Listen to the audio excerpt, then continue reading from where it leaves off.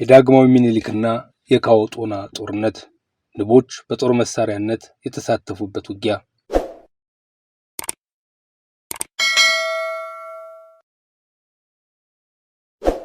ንጉሠ ነገሥት ዳግማዊ ምኒልክ ሰፊና ታላቅ ሀገረ መንግስት ለመመስረት እንዲሁም በተለያየ ምክንያት የተበታተነውን አስተዳደር ለመሰብሰብና ፖለቲካዊ ጡንቻ አውጥቶ አልገብርም ያለውን ለማስከበር ሰፊ እንቅስቃሴ አድርገዋል። እነዚህም መካከል አንደኛው የወላይታው የካዎ ጎቤ የልጅ ልጅ ካዎጦና ናቸው።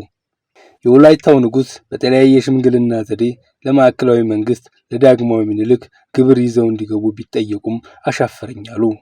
ዳግማዊ ምኒልክ በኃይል ለማስከበር ለመጀመሪያ ጊዜ አዛዥ ተክሌንና አዛዥ ተሰማን አጣምረው ወደ ወላይታ ቢልኩም ዘመቻው ሳይሳካ ቀርቷል። በሁለተኛም በባሻ ቦዬ የተመራው ጦር ድል ሊቀናው አልቻለም። ለሶስተኛ ጊዜ የተላኩትም ራስ መንገሻ አንቲከም እንደሌሎቹ የጦር መሪዎች ድል ሊቀናቸው አልቻለም። እሳቸውም ሸሹ። መቀጠልም ራስ ካሳ ዘምተው ማሸነፍ ተሳናቸው። በመጨረሻም ራስ መንገሻ አንቲከም ድጋሚ ዘመቱ።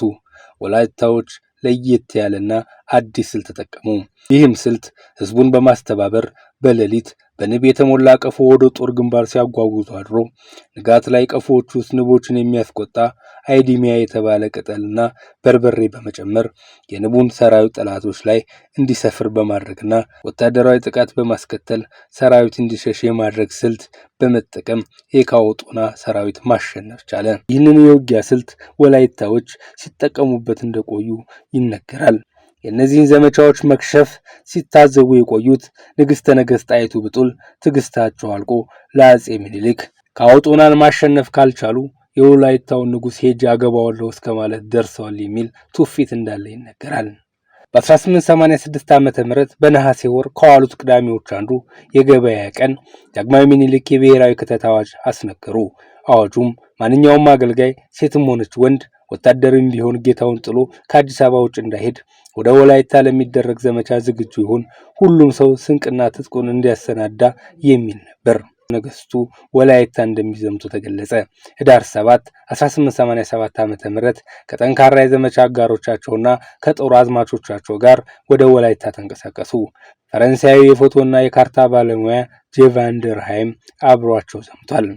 ከአዲስ አበባ በተነሱ በ15ኛው ቀን ሾኔ በሚባል ቦታ በደረሱ ጊዜ ለካዎጦና መልእክት ላኩ። መልእክቱም ሰውህን አታስፈጅ፣ አገርህንም አታጥፋ፣ ግብርህን ይዘግባ የሚል ነበር። ካዎጦና ግን እምቢኝ አሻፈረኛሉ። የሚኒሊክ ጦር ጉዞውን ቀጠለ። በየቦታው የሚያጋጥመው መሰናክል እያለፈ ህዳር 23 ቀን ወላይታ ገብቶ ጦርነት ገጠመ። የካዎጦና ጦር ቢያፈገፍግም ቢገና በር በተሰኘ ቦታ በተደረገ ውጊያ በሁለቱም ወገን ብዙ ሰው ተጎዳ። ድሉ የሚኒሊክ ሰራዊት ሆነ። ዳግማዊ ምኒልክ ስለ ወላይታ መልክዓ ምድርና ስፋት አንዳንድ ለጦርነት የሚያገለግሉ መረጃዎችን በመሰብሰብ ጥናቶችን አደረጉ። ጥናቱም በጦርነቱ በቶሎ ማለቅ የጠቀማቸው መረጃ በካዎጦና ታስረው የነበሩና በጅማ አባ ጅፋር አማካኝነት አጼ ምኒልክ ዘንድ በመቅረብ የሰጡት መረጃ ነበር። መረጃውም ወላይታዎች ቤተሰባቸውንና ከብቶቻቸውን ስለሚወዱ ጦርነት ላይ ሳሉ ከጀርባ በመሄድ ቤቱን ቢያቃጥሉባቸው በቀላሉ ይሸነፋሉ የሚል ነበር። መረጃውንም ንጉሠ ነገሥቱ እንደተጠቀሙበት ድል እንዳደረጉበትም በታሪክ ድርሳና ላይ ተጽፏል። ህዳር 23 1887 ዓ.ም ማምሻው ላይ ጥቂት ውጊያዎች በተለያዩ ቦታዎች የተደረጉ ሲሆን ቀላል የማይባል ሰብአዊ ጉዳት ደርሷል። ታኅሳስ 2 ቀን ጦር ወደፊት እንዲንቀሳቀስ ለጦርነት እንዲዘጋጅ ትዕዛዝ ተሰጠው። በማግስቱ ሙሉ ቀን ጉዞ ሆነ። በማግስቱ ታኅሳስ 4 ቀን ሙሉ ቀን ጦርነት ሆነ። ማምሻውን ካዎጦና ተማርከውና አንገታቸው ላይ ቆስለው የራስ ሚካኤል ወታደሮች ይዘዋቸው ወደ ንጉሱ መጡ። ካዎጦና የመጀመሪያ ሕክምና እርዳታ ተደረገላቸው። ንጉሠ ነገሥቱም ጦርነት እንዲቆም አዋጅ አስነገሩ። የካዎጦና ጤና እጅጉን እየተሻሻለ በመምጣቱ ጉዞ ወደ አዲስ አበባ ማድረስ ጀመረ። ካዎጦና በድጋሚ በግዛታቸው ወላይታ ላይ እንደተሾሙና በአድዋ ጦርነት ከምኒልክ ጋር ወረኢሉ ድረስ እንደተጓዙ ይነገራል። በኋላ ግን መሃል ሀገር እንዲጠብቁ ከምኒልክ ትዕዛዝ ተሰጥቷቸው ከደጃዝማች ጆቴ ጋር ወደ አዲስ አበባ ተመልሰው ሀገር እንዳስተዳደሩ ይነገራል። ከህይወት ድካም ሲያርፉም በቅድስት ሥላሴ ካቴድራል አርፈዋል።